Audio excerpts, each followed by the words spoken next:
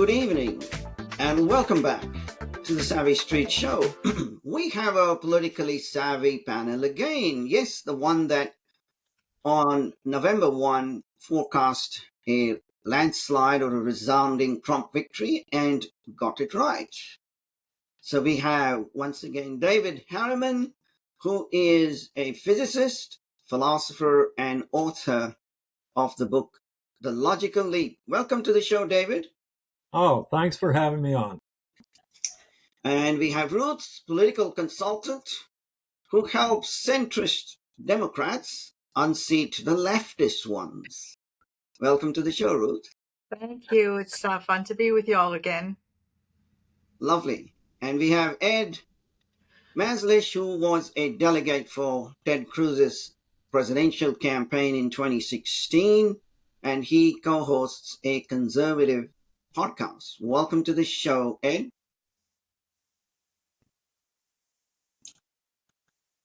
And we have Roger, musician, writer, philosopher, and a savvy observer of U.S. politics. Welcome to the show, Roger. Thank you, sir. Okay, so first, I'll say congratulations to all panelists. If you recall, on the last one, Roger had a forecast 312 to 314, bullseye on the lower end of that forecast. Ruth had 275 to 319 electoral college votes, so at the upper end of her forecast. And Ed and David were 348 plus, but obviously they caveated that with the caveat that, well, Harris might only win in states that have no voter ID requirements. Otherwise, who knows, might have reached 348. So congratulations to all four of you. And not only that, everyone forecast that Trump would get the popular vote, which he did. So, double congratulations. Okay, now we're going to actually discuss the next 4 years. And already the criticism has started. This fascist, this Hitler, he's only taking people very loyal to him, and therefore he's remaking the Republican Party in his own image like an autocrat would. And it's not my reading. My reading is he's very dedicated to the cause of busting up what I call the global deep state. And in which he was frustrated in his first term. So it's not people loyal to him as much as people loyal to the cause become loyal to him. And any remake of the GOP is, in my opinion, incidental to that cause. But let's start with Ed on this. What's your perspective? Is the GOP being remade? No, the GOP is still the GOP. As we're recording this on the day that Matt Gaetz withdrew his nomination, if the GOP were being remade, Matt Gaetz and every other Trump appointee would have sailed through. If you look at all the Biden appointees that went through, all the Obama appointees that went through, there's no reason why Matt Gaetz shouldn't go through. There's no reason why every Trump appointee shouldn't go through. Trump won a bigger mandate than either of those previous presidents, even bigger than I think Obama in 2008, although that's questionable. And the GOP is still antagonistic to Trump. I think that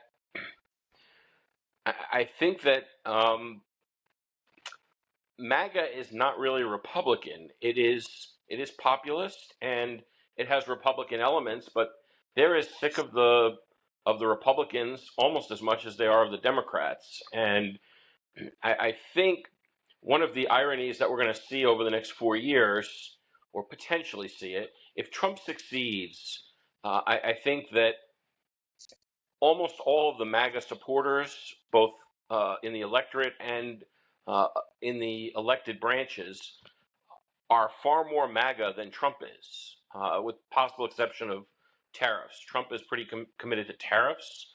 But other than that, I think that Trump is still a deal maker, and Trump still wants to make deals.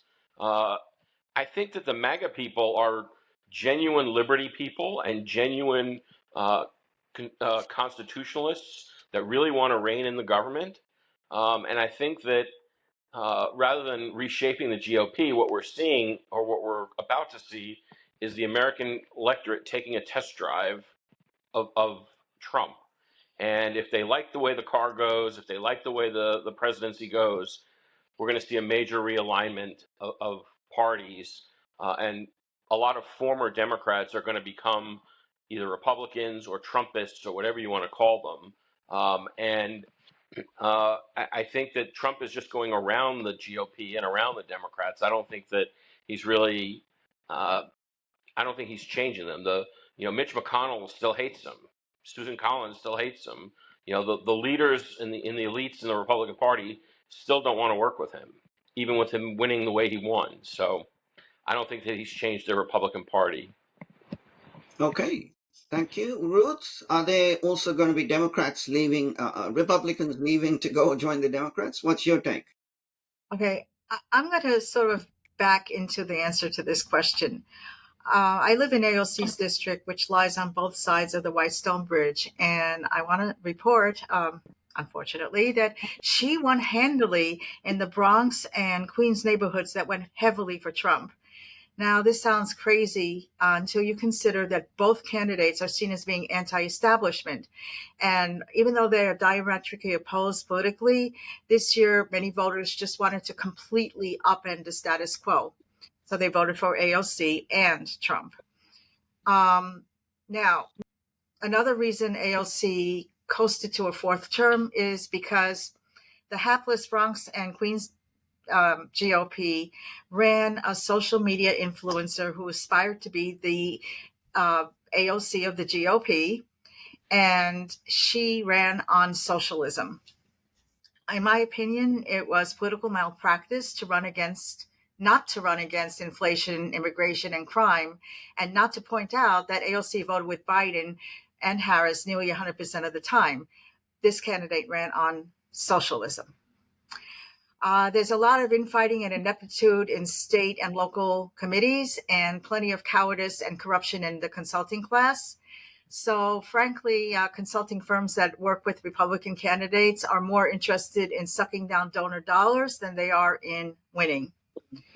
So in my opinion, it is a total waste of time to try to remake the Republican Party. So Trump is correctly focusing on remaking government so that it's once again of the people, by the people, and for the people. This means that cutting the size of government and limiting its scope to what is within the four corners of the Constitution. And for me, that means half of the career bureaucrats and the permanent administrative state should be fired. And the remainder should be kept on a short leash to ensure that the regulations that they write to implement the laws passed by Congress reflect the president's agenda and purpose and not their own. And so remaking government for me is the mission, not remaking the Republican Party. That's a lost cause. And personally, I think the Republican Party should go the way of the Whigs.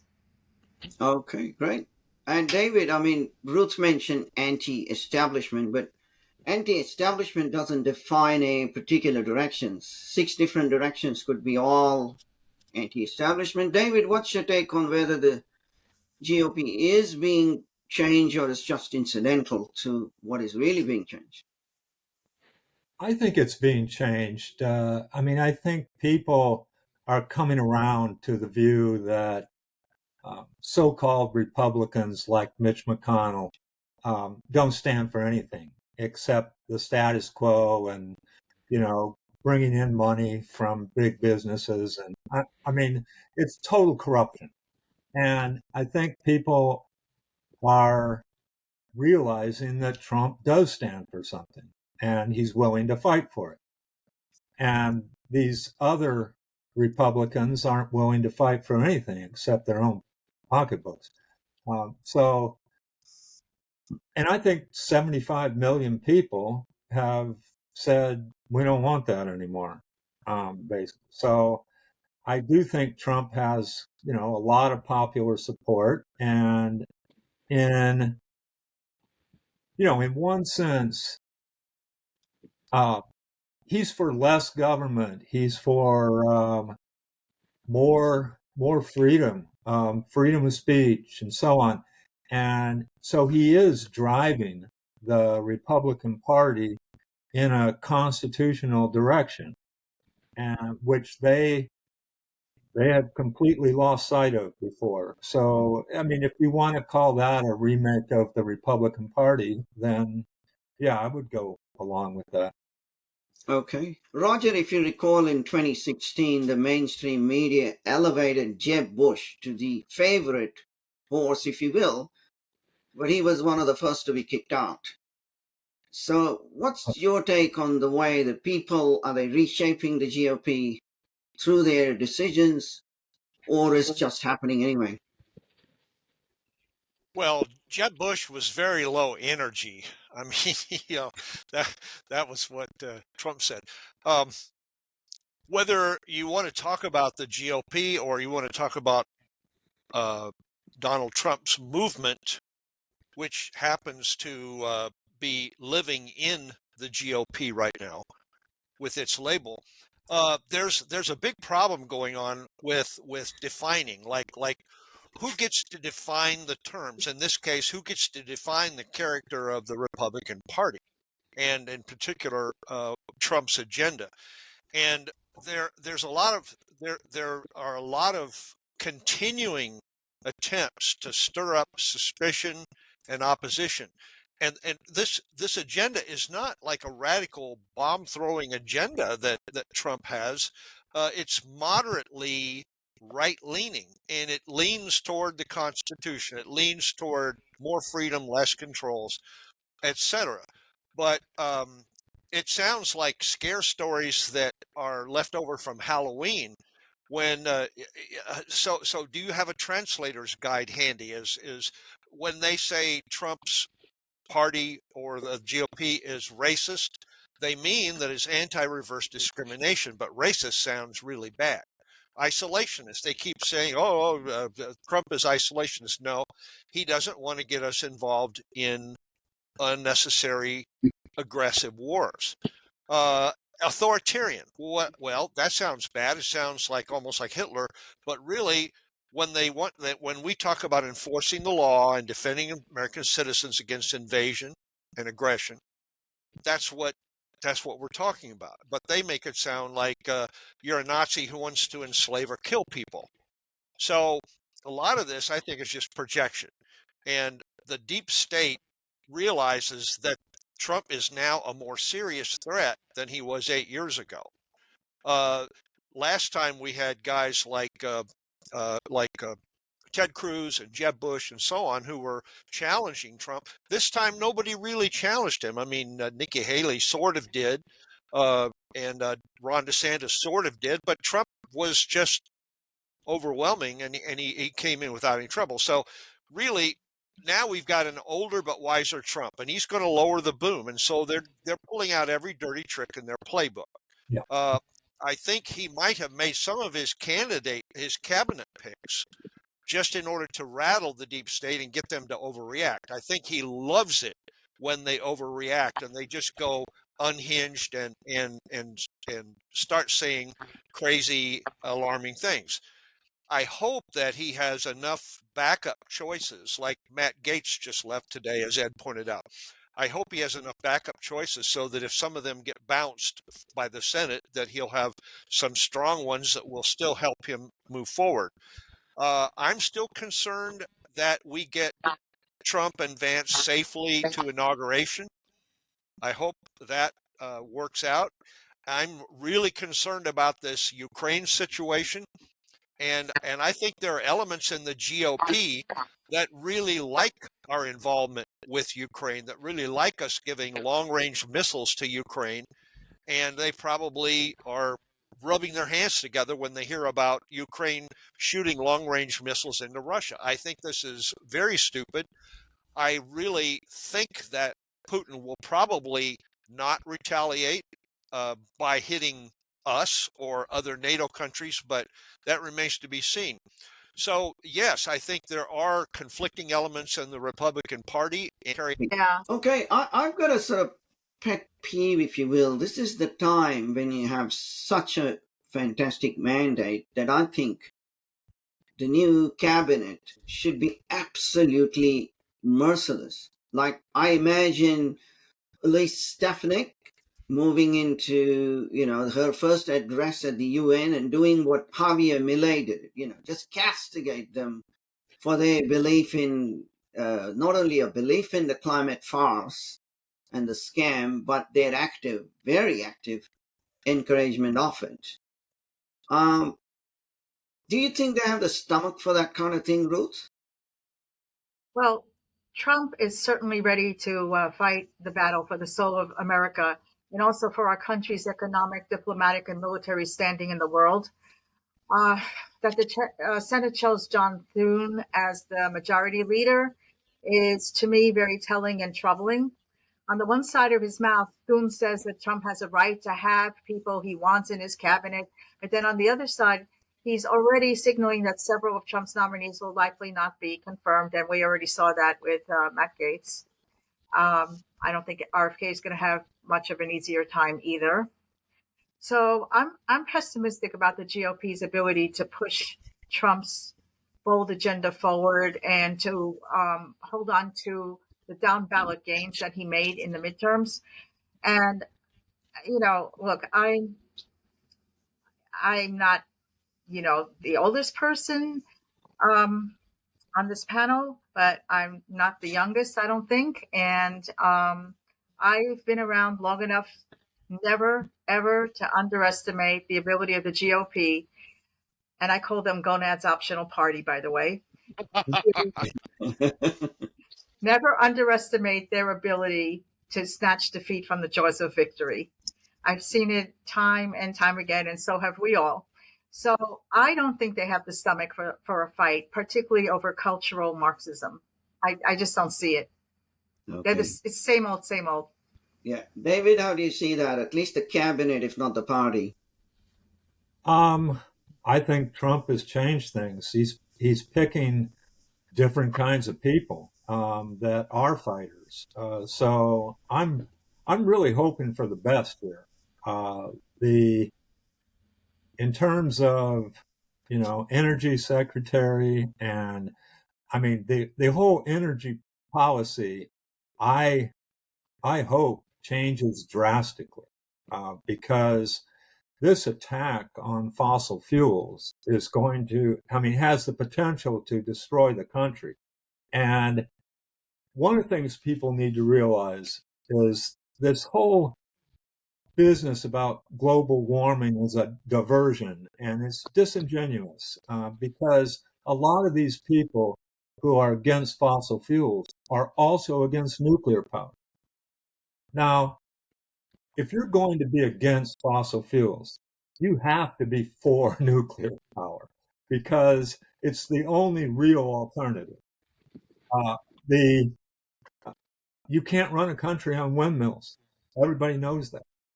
So, I think Trump is going to fight hard on that issue, which is exactly right. Let me see. Can I pick up on something that Roger said earlier? Yes, you can. I think it's incredible that the last act of this Biden administration is to try and start World War III. Yeah. It's it's just extraordinary what they're doing right now, Yeah. Yeah. selling long-range missiles to Ukraine, or giving them, not selling them. And this landmine program now, giving them F-16 jet fighters for attacks inside Russia, and it just keeps going. They've escalated this thing just in the last month, and it that's what they seem to want before Trump comes in. They're warmongers, basically. Yeah. Trump is trying for peace, and the Democrats are warmongers, and this is what they want to leave him with: this chaos of an expanded war. Yeah, Biden wants to go Yeah. out with a bang, that's for sure. Yeah, literally. I call it the most egregiously irresponsible act by a lame duck president ever. Um, Roger, so Democrats clearly have the stomach to do all sorts of outrageous things, even in the lame duck period. But what about the Republicans? You think they have the stomach to define themselves philosophically and take the media on in the next 4 years? Yeah, see, I have a Charles Schultz view of the political parties. The GOP, until Trump came along, the GOP was the party of Charlie Brown, and the Democratic Party was the party of Lucy. And every fall at the beginning of football season, Lucy's holding the football for Charlie Brown to come up and kick it. And as soon as he gets there, she pulls it away and he falls flat on his back. And when Ruth said the GOP snatches defeat from the jaws of victory, I immediately thought of Charlie Brown and Lucy. Uh, um, yeah, I agree totally with what David just said and Ruth.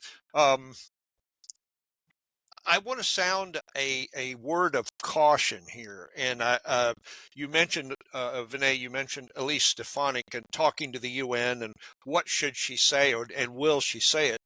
Um, I think it's well and good to go after the dragon and to know who your enemy is and to identify them and say, this is bad. We can't have this. We must get rid of it and so on. But you also have to hold up the positive values, economic freedom, civil liberties, and non-interventionism. And otherwise, if you're just opposed to the big spenders and the cultural Marxists and the climate freaks, a lot of people are going to say, well, that just sounds really negative. And sometimes people are excited and energized by being negative and against. But the problem is that even if you succeed in batting down the most evil manifestation, there's always other bad policies waiting as a plan B, and they're maybe less toxic, maybe not. And I'm afraid many people would be seduced into taking a watered down version of the poison, you know, and then say, oh, we won, but maybe you didn't. If you've just been duped into taking a slower acting version of the poison, well, that's still bad. So I think Elise Stefanik should not only go and talk about the climate scam and taking away national sovereignty, but also hold up the banner of science and the facts and the ability of people making voluntary decisions in a free market to come up with solutions to problems, and that we don't need government, whether it's international or national or whatever, interfering with our lives. So she may not have the intellectual understanding of the core principles, but if she does, then she's got the rhetoric and she's got the personality to do it. And she could really rock the UN back on their heels, like Javier Milei did. That would be a real treat to see. We'd love that. Yeah, I do wish more of that happens. Ed, where do you see that? Do you see that happening? Well, with respect to that last point, I'm going to take a sort of contrarian view. I don't think that that's going to happen, and I don't think it will be a good thing for it to happen. I think that what's going to happen and what should happen is U.S. retrenchment from these international organizations. I don't think that Trump is going to spend a lot of time trying to convince them to be better. The International Criminal Court just issued a warrant for Netanyahu's arrest on war crimes. The UN and even NATO are corrupt organizations. I just don't see Trump investing a lot of time in that. And more generally, obviously, I think it's clear to anyone with eyes and a brain that Biden is trying to not just start World War III, but to try and tie Trump's hands before he takes over as president. But I think that uh, it's sort of I think I used the Hound of the Baskervilles analogy in the last show, and I see that again now. Trump is not saying a whole lot. I mean, he's not doing a lot of mean tweets. He's posting a little bit on Truth Social. I mean, there are some videos that are coming out. I mean, he's not completely quiet, but he's not really saying a whole lot. And my take on that is on January 20th, starting at about 12:05 p.m., he is going to blitzkrieg, and he is going to hit them in so many different directions that they're going to be paralyzed. And I don't think that anyone's expecting what I see it coming. I think that he is going to make a lot of change and make it very rapid, and he's going to do it in a way where uh, he's going to overwhelm the opposition. That's my sense of where things are going. I think that that's what Musk and Vivek are trying to do. I think that I think that's what they're talking about privately with him. Um, and just as far as reforming government, one populist uh, idea that I think really needs to be hashed out is uh, defending tariffs and reviving tariffs as a form of financing the government as it was done in the 19th century. Um, and the way I frame it in my head is I would rather have customs agents at the border than internal revenue agents within our borders. And I think that if Trump would frame it that way, I think that he could change the conversation very rapidly and very quickly. I think that uh, while it would be hard to finance the government in its current state solely through tariffs, even if he just replaces half the income tax with tariffs, I think that would be an excellent thing. And if he could cut enough government that he could replace the whole thing, the entire internal revenue structure with taxes at the border rather than within the country, I think that would go a very long way towards restoring freedom, liberty, and limited government in this country. Because the Internal Revenue Service has access to everything about your life. They have the ability to audit you. Um, and of course, during Obama and Biden's terms, that was weaponized against conservative opponents of the government. So I think that's a really big thing. And, I realize that I'm a little bit optimistic and wearing some rosy colored glasses, but I think that some of that is coming. Right. Can I Oh, jump in about those? You know, so uh, one at a Sorry. time. I haven't gotten to Ruth. jump in yet. I want to jump in. Okay. Okay, Ruth, and Okay. then Roger. All right, go ahead. Oh, I'm sorry. I'm sorry about those rosy colored glasses, but if you want to take a walk down memory lane, in Trump's first term, you had Paul Ryan and Mitch McConnell colluding with Chuck Schumer and Nancy Pelosi to slow Trump's roll and limit how much he could do. And I frankly see that happening already. Trump explicitly asked the Senate not to allow Biden to confirm federal judges, and they're in negotiations with them to confirm federal judges. And Yeah. it's ridiculous. I mean, the Republicans are undermining Trump already. Well, that tells you what the GOP is really like. Roger? Yeah, two quick comments. Number one, Ed, if you call it anything other than Blitzkrieg, that would probably be better. I mean, Well, considering well, how many Hitler mustaches have been put on Republican president after Republican president, maybe Blitzkrieg would not be the right term. The other thing is, and it's related verbally anyway, and that's flame war. If you think of flame wars in email discussions, part of the point of going to battle against irrational evil people is not to convince them, but to let the silent majority out there who are listening in or reading without putting their own selves on the line, to let them know somebody's fighting for them. And even if it's just to go out and do a broadside at the UN before pulling the plug and say, see ya, suckers, no more money for the UN, I think it would be great. hey, great. Well, we'll move on to the media, and I got a bit of a complex double question here, so bear with me. One statistic I heard is the average, or not average, the median age of a CNN viewer now is 69.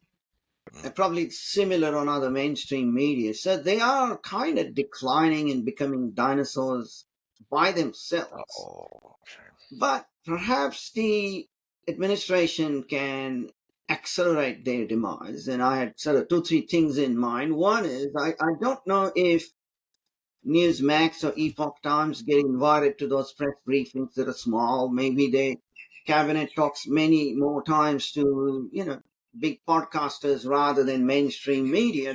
That's one option, to co-opt other media with the mainstream media. But another option is to cancel the very idea, repeal media licensing totally, so that no one has a media license. It's not just CBS News being attacked. The whole idea is being attacked. Hmm. And then the current FCC chairman, who's been there since 2017, is perhaps now ready to press the button on Section 230 and attack the censorship in social media. So you can't be a platform while you're also censoring and editorializing. So one or the other, you got to choose. So let's go to David first. What do we leave the media alone, or can Section 230 for social media and the deliberate pull down of mainstream media be a strategy? Okay, before I take the media question, can I roll back to something Roger said earlier? Um, Yes. I I hope that this Trump administration keeps the focus on the positive, more than attacking injustices in the past and so on, because I think that's going to take the. I mean, he has so much to do in the next 4 years that, I mean, I think he has to just focus on getting that job done and going back to the crimes committed by Hillary or Biden or the uh, it's just going to take the focus away. So I really want him um, to focus on the positive here and push his agenda forward. That was all I wanted to say. Now, in terms of the media, I want the government out of the information business. So, I mean, completely. So they they have no business. Obviously, the FBI has no business meeting with social media um, companies and telling them, well, you shouldn't report the Hunter Biden laptop story, or you shouldn't do this, or you shouldn't. I mean, that's absurd. So, but to the extent that even these fact check organizations have any connection to government, um, I mean, it's the connection to government that has to be eliminated. I mean, people can say bizarre, untrue things. I mean, if I post that the moon really is made out of cheese, um, it, that's people can say that I'm a complete idiot, and I would have to be an idiot to post that. But the government doesn't have any business um, coming in and saying, "Well, that's misinformation." Uh, so I I want them out of it completely.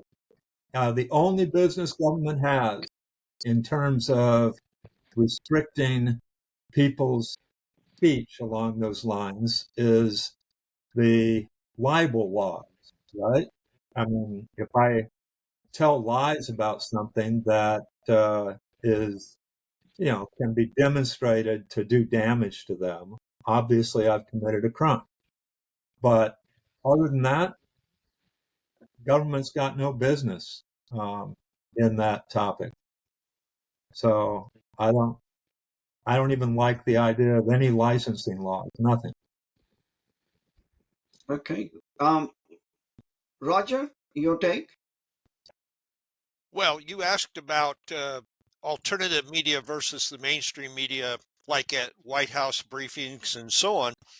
I'm wondering if it's really worth their time for people like podcasters like Tucker Carlson or Megyn Kelly, Joe Rogan, and so on. Uh, the mainstream media has vast resources, and they can spare those resources to send someone there to ask questions of the press secretary and so on. But people like Rogan, Carlson, and Kelly, they're already very effective in the way they currently operate. So I don't know how it would be to their advantage uh, to be included in the reindeer games, you know. But yeah, I mean, if they're going to be there, they put them up front, you know, because they seem to be the ones who are really interested in asking the tough questions. As far as the FCC law, you asked about whether it should, well, what should be done with it. Should it be enforced? Should it be repealed? I don't think, if it's not going to be used against those who violate it, why is it on the books? Uh, I think that the market of alternative media is largely taking care of the problem if the government, like the FBI and so on, isn't going out and shutting down websites or censoring people and threatening them. I think that's where the real danger is in the weaponization of the bureaucracy, like the security agencies and so on. Um, to the extent that the legacy media, the mainstream media, are using fraud and smears and bully tactics, they're going to continue to lose viewers to Fox News and the alternative media. And I think the problem will largely solve itself. And in fact, we saw a big slide, and that was part of the big slide. I wouldn't call it a landslide, a big shift that happened this past month. We've seen like MSNBC and CNN just continue to lose viewers, and it couldn't happen to a finer bunch of, what do you plug in your own derogatory term there? Thank you. Yeah, before I move to Ed, David said the fact-checking NGO, they are NGOs, the fact-checking organizations. Technically, they're not government, but as I understand, they're Soros or someone like that funded NGOs. So they are a threat. Ed, how would you handle the mainstream and social media? As I said earlier, Trump is on a test drive right now, and he doesn't need to attack them directly. He just needs to succeed. If he succeeds, they will humiliate themselves, and they will continue to hemorrhage viewers and hemorrhage credibility. If he fails, if he winds up being all talk and no action, then they're going to have a rebirth, and they're going to pounce on him, and they're going to try and eat away at his carcass if they can kill him. But I'm optimistic, and I think that if he succeeds, and I expect that he will succeed, uh, I think that his success will be the death knell to these media organizations. I don't think they can survive not just 4 years of him, but if he's successful, it's going to be at least 4 more years of either Vance or somebody like Vance. And I just don't see them surviving 8 years of prosperity and good times with the kind of lies and nonsense that they've been spreading for a long time. I mean, not just during the Trump years and not just during the Obama years. I mean, you go back to Dan Rather fabricating, stories about George W. Bush and the National Guard. I mean, this has been going on for a long time, and I think Right. that people have gotten wise to it, and I think that people want an alternative. They want it to jump ship, and Trump just needs to demonstrate that he is reliable and that it's worth it to leave the mainstream media types and the Democrat types and the Republican types, for that matter, for him and his populist movement. That's what I think. Okay, Ruth on the media. Well, Trump didn't need the legacy media to get his message out. And it wasn't just the podcast that helped him, but surprisingly, social media did as well. Just in time for today's podcast, as luck would have it, there was a new study that came out from the Pew Knight Initiative that found that among the what they call news influencers with at least 100,000 followers on Facebook, Instagram, TikTok, X, or YouTube, more of them were likely to lean right than to lean left. And for example, the right left partisan lean is 39% to 13% on Facebook. And that's pretty substantial. And 26% to 21% on X. That's kind of expected since Musk, but the Facebook was surprising, especially since everybody complains about ending up in Facebook jail all the time.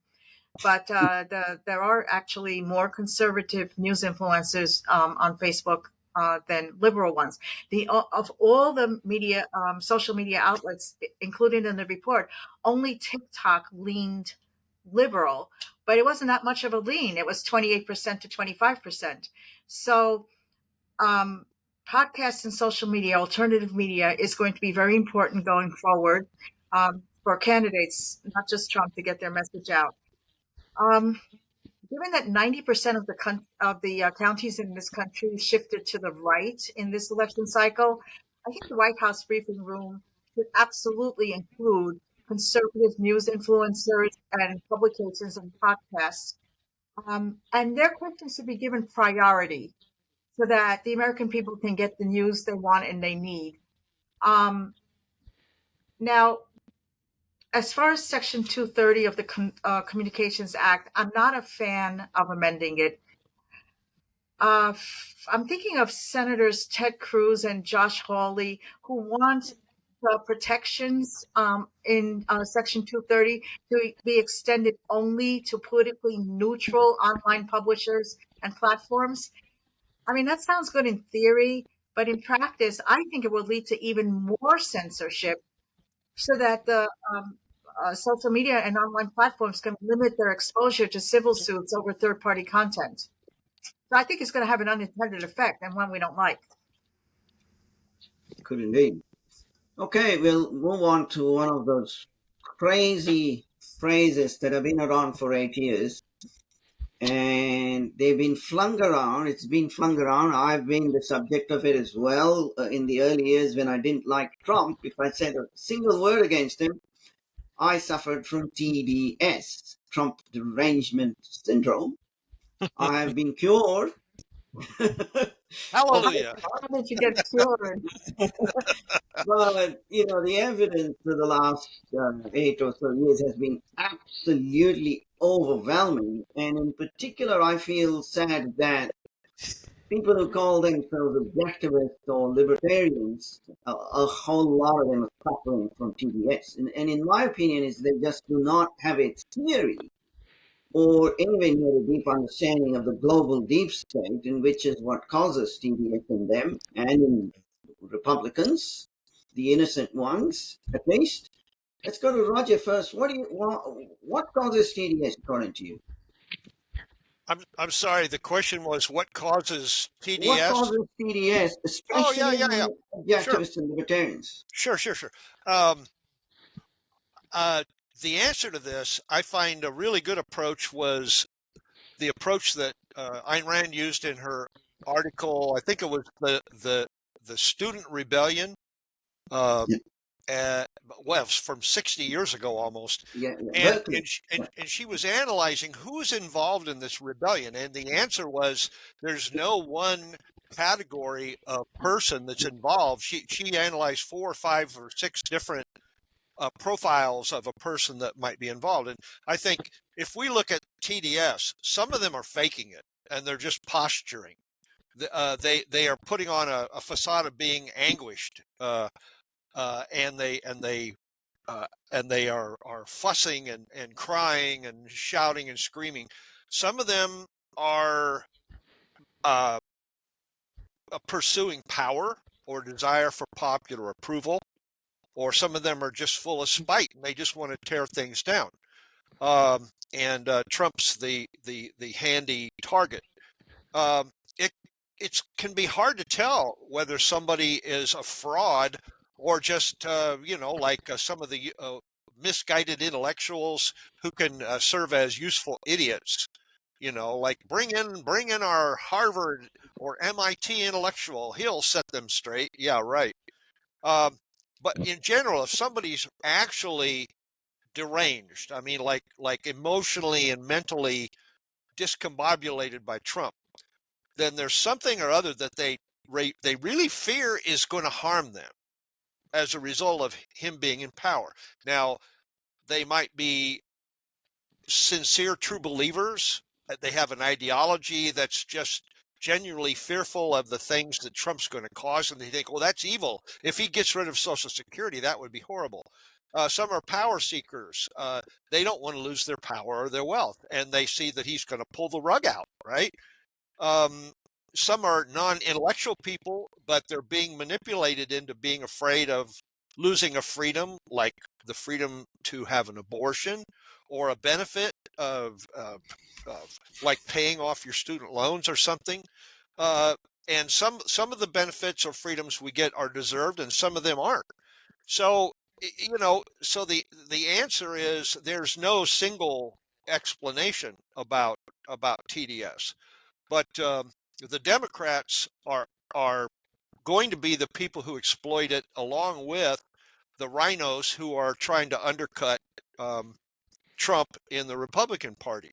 Some of the time they will go the rhinos will go along with Trump in order to get something that they too want. But I don't think we have just two centers of power. I think we actually do have uh, somebody like Lindsey Graham, for instance. He talks a good game. Oh, I'm all for Mr. Trump, and yet he never saw a war he didn't like, and he wants us to be over there in the thick of it. Uh, and I shudder when I see him on the screen, because I know that he's going to get a lot of people all excited about another war. Yeah. Ed, what causes TDS? I actually think it's more simple than Roger alludes to. I think it comes from people that are afraid to admit that they're wrong, and that are not willing to judge things based on the actual facts of reality, but who are insistent on coming up with a theory and then marrying the theory and staying with it through thick and thin, regardless of whether the facts of reality bear out that theory.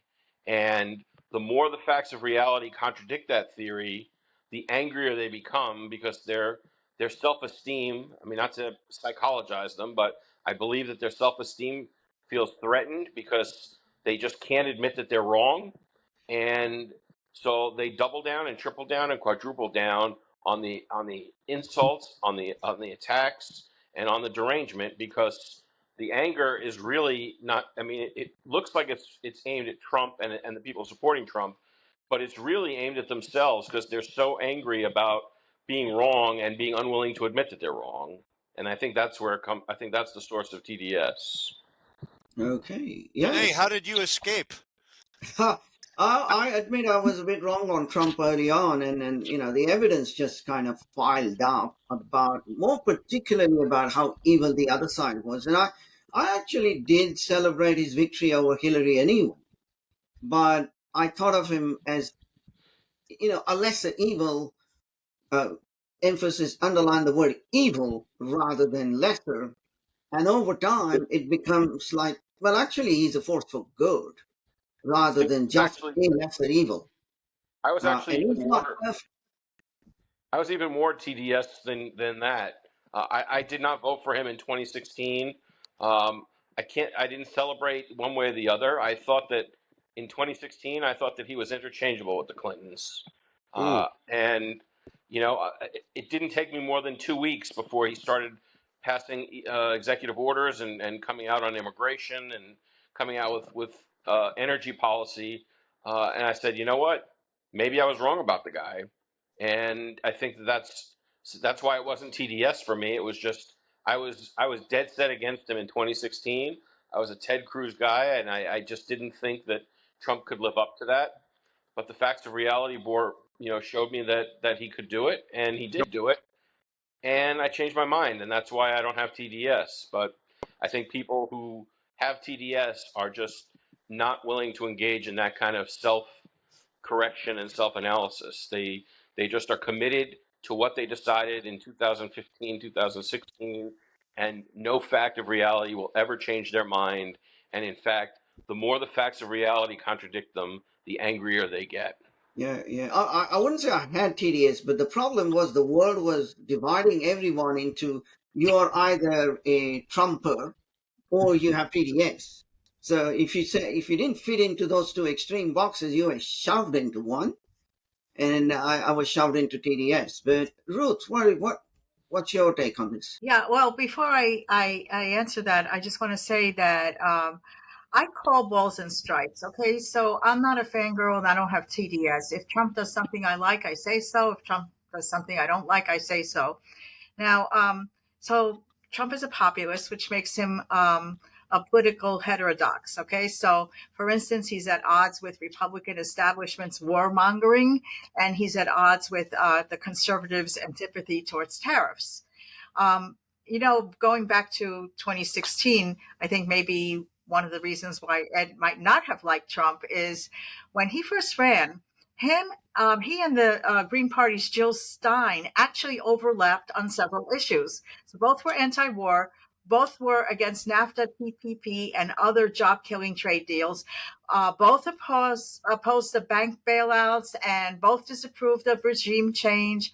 And they both believed that the U.S. Should have better relationships with Russia. That there was so much overlap between Trump and Stein that even though the Green Party was striving to get the 5%, 5% of people voting for Jill Stein so that they could get automatic ballot access. They were really striving for that. In places where Hillary and Trump were running neck and neck, they actually switched gears and voted for Trump because if one thing, Green Party, they're very diverse in their political beliefs, but it's one thing that brings them together is that they're anti-Hillary. So there was a lot of enough overlap between Jill Stein and Trump that they were able to execute this strategy and keep Hillary out of the White House. And if I am remembering correctly, once Bernie Sanders was also denied the nomination, the Bernie bros were upset, and 12% of them gave their votes to Trump. So that's a lot for Ed to get upset about, I think. But and not to upset you again, Ed, but right just the other day, socialist Bernie Sanders said he wants to work with Trump on capping credit card interest rates at 10%.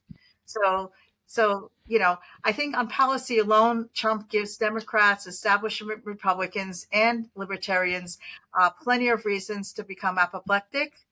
But he is plain spoken, shoot from the hip, and his mean tweets, and that only stokes the hatred of him even more. I mean, that's why that's my personal theory of TDS from a political point of view. This other stuff, shaving your head and all these other crazy things that are going on right now. I don't know what that's about. I don't want to know what that's about. So I even said that I even was worried that I wasn't going to be able to answer this question because I really don't understand why a lot of people do the things they do, especially on social media. But I think I came up with a reasonable theory. I hope so. Yeah, I think you did. David, in particular, objectivists, why do you think so many of them, and ARI in particular, has a lot of TDS?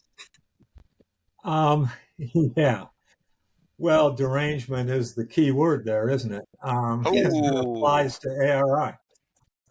So, no, I think they've completely lost sight of Ayn Rand's philosophy, and I've said before that I think if Ayn Rand could come back alive, the first thing she would do is close down that cesspool in one day. So yeah, I don't have anything else to say about ARI. The Okay. Yes, but Okay. We no, we but need. Okay, sorry, go on. in just expanding on this Trump derangement syndrome, it there's something really different here. It's one thing to strongly disagree with a politician's point of view. So I strongly disagree with Bernie Sanders, but I've never come out saying I want to kill him. Um, so, I mean, this is what these Trump, derangement people are doing. They literally are crazy. And I mean, I think Ed hit on a major point that somehow they find him very personally threatening. And it's not threatening in any real political sense. It's threatening to their ideology, their mindset. And part of that is because they went to college and 95% of the professors are far left. So, I mean, they've been taught all this stuff and brainwashed, and this is suddenly a threat to their whole worldview. But it I mean, they can't think for themselves. They feel helpless. So when somebody threatens them, I mean, with an opposing view, they don't know what to do other than, grab a club and try to hit the person. That's they can't they can't think. So yeah, I think, and it really is derangement. I mean, I know a psychologist that I talked to about this, and she has literally had patients come in saying that they would like to kill Trump and the people that voted for him. Uh, so, I mean, psychologists out there sometimes find themselves in a position where, they might have to call the police. Uh, Well, that's how crazy these people are. oh But you know, God. the media is stoking that. I mean, 24/7, they're telling people that Trump is Hitler. He's a danger to our democracy. He's a danger to freedom. He's going to do all kinds of horrible things to you and your children. I mean, Yeah. they're getting a steady diet of this, and people are being, just go into a frenzy after a while. I think the media is stoking a lot of this. Oh, yeah. And the It certainly is. opposite is true, right? I mean, Trump actually wants to increase our freedoms. He wants to reduce the power of government. He wants free speech as opposed to the Democrats. So everything the Democrats accuse him of, including fascism, is their position, not his. Yeah, So it's Vinay, remember when I started my point, I was saying, well, there's several possibilities. One is that they're just ideologues who can't give up their philosophy. Another is people that are really emotionally disturbed, and then there are the frauds. And this past week, we've seen the frauds come out in full force. Joseph Biden smiling and shaking his hand and welcome to the White House. This is wonderful to see you. And Joe and Mika going down to Mar-a-Lago and after saying he's Hitler and he's fascist and all three of these people did a complete 180. Now, how could they do that if he were literally like a homicidal maniac who wanted to imprison and kill people? Obviously, that was all just talk. It was all just partisan crap, and they were frauds. They were trying to pull the wool over our eyes for the sake of power.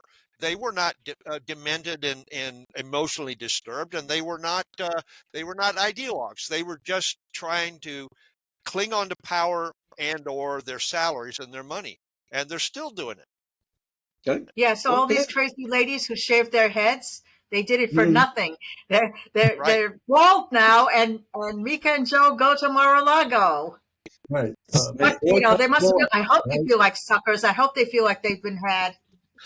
We might have just time for one short question, short answer. The Democratic Party, I don't want to give them any good advice, but Roots, there's someone in there, a few people in there saying we should become more centrist, and I think they mean in cultural Marxism rather than economic policies or doing away with the climate net zero.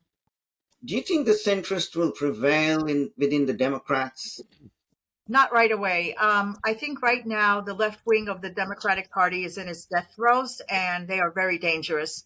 And the first targets of their wrath is going to be any Democrats that try to move to the center.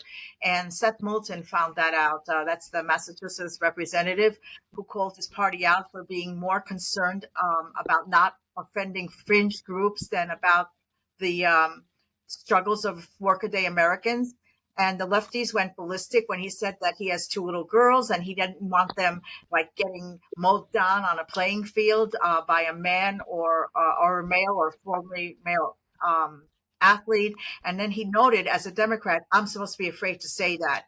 Well, it wasn't that his freedom of speech to say that enraged them, but it was his fatherly concern that his daughters could be potentially suffering a life altering or fatal injury while competing against a taller, stronger, and faster boy pretending to be a girl. that's what enraged them. So the backlash that he received is the reason that blue state governors in California and Illinois and New York are now vowing a resistance that voters have no appetite for. So in the short term, the radicals are going to fight like hell to keep their iron grip on the party. But I think that if in the midterms they get another shellacking, you're going to find Democrats trying to move to the center so that somebody in the primary doesn't actually run to the right of them, or they don't lose to a Democrat in the general. So if the midterms are going to determine this, if they get another shellacking, you will see them start to become partisan. I mean, I'm sorry, to become centrist, and you will see that the grip of the lefties will finally be loosened on the party. Okay, would anyone else like to venture an opinion on what the centrists could do in the future within the Democratic Party? Ed? Yeah, I think I got a couple thoughts on it, and I'll try and be quick. I think that the audience for the centrists is not other Democrats for the most part. I think the audience is generally Republicans, and it's just a trick that the Democrats always use. You know, when the Democrats win an election, they could win by one vote, and they think they have a mandate. Trump wins a landslide, and they think that he needs to track to the center and be bipartisan and reach across the aisle. And that's all that to me, that's what this talk is about. But even insofar as there are Democrats that are speaking up, I don't think that they will prevail. I disagree with Ruth that even getting shellacked in the midterms would lead to them becoming empowered. I think the Democrats are a more ideological party than the Republicans. I think that their party is committed to this far left agenda and this far left ideology. I don't think it's some fringe element. I think that is who they are, and I don't see the centrists as having any power or any sway. I don't think that the typical Democrat voter really hears them anymore. I think the typical Democrat voter is all in on the gender confusion and gender transition and cultural Marxism and DEI and all the stuff that we think is just abominable. And I think even if they get shellacked, all that'll do is I think that'll knock off the moderates and the centrists that are still in the Democrat Party, and you'll have a much more uh, undiluted far left Democrat Party, albeit smaller. I don't see them. I don't see them moving to the center or even towards the right. I think that they are committed to their ideas in a way that the Republicans really aren't, and I think that they will stick to that. I think uh, and that's why I think it's so important for Trump to succeed, because if he does succeed, we could get a realignment that's even bigger than what FDR got through in 32 and 36. I think we can Sure. really see a gigantic realignment as these centrists that Ruth is alluding to and that your question presupposes all shift to the Trump populism and give the Republicans the kind of 20-year stranglehold on government that FDR gave to the Democrats in 1932. Yeah, David. So are the Democrats, David, that intrinsic part of a deep state that they cannot extricate even a bit out of that? Yeah, I mean, I think, the far left owns the Democratic Party now, and I don't really see that changing. I don't think the far left is going to give an inch, even um, even if they lose some elections. They're in the grip of that ideology, and they're committed to it. I think Yep. so. It's I mean, maybe there will be that realignment that Ed is talking about, where the more reasonable Democrats just decide to switch over and start voting Republican, a more populist agenda. I mean, that would be good. But yeah, the far left is not going to give up. Right. I don't. Yeah, Roger? Well, the Democrats always talk about becoming more centrist during an election campaign. Uh, and they just try to put on a show of moderation. And then after they win, then they come out with both barrels. But now, and like in this year and in election in the past, when they took a real shellacking, they did the same thing. They tried, like, they got really beat in '72. So then Carter, he was kind of a centrist guy, and but he made a mess of things. 1988, a big win for HW, and Carter. I mean, who Clinton? He got in, but he pushed too far, and so he had to settle with the GOP Congress. Biden, he made a mess of things, and Harris was no better, and she tried to cover up her radical beliefs by just platitudes and stealing Trump's ideas. And I think they're just going to keep doing this seesawing and trying to fool the voters into thinking, oh, they're just harmless centrists. Or Obama's big term was pragmatic problem solver. If you ever hear somebody say, well, I just want to roll up my sleeves and help solve problems, look out. They're making a beeline for your pocketbook. So I don't think the Dems are going to be able to come up with a solid agenda. They're going to keep squabbling like this because somebody already pointed out they're going to bump up against the hard left. The hard left is not going to go away quietly. The only hope for the Democrats is that Trump is going to be so overloaded with disasters like a war and like a recession that his attempts to keep peace and to keep prosperity are going to be severely challenged. He can still succeed. I hope he does. But there's going to be a lot of opposition and obstruction from not only the Democrats, but also part of the Republican Party. So the Democrats will have another opportunity in 2028, and I predict at that time they will try to present themselves as a reasonable alternative to the orange Hitler, or the orange authoritarian, whatever the term is then. or his appointed successor. Yeah.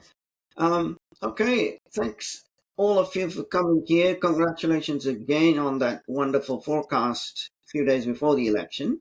That was good. We may meet again perhaps after January 20 to see how we're going, but thank you for coming here, and thank you to all the viewers. This is where you tune in to become more savvy. And Thanks for having us. Thanks, everybody. Thank you. All right. And in Ed Morrow's words, good night and good luck.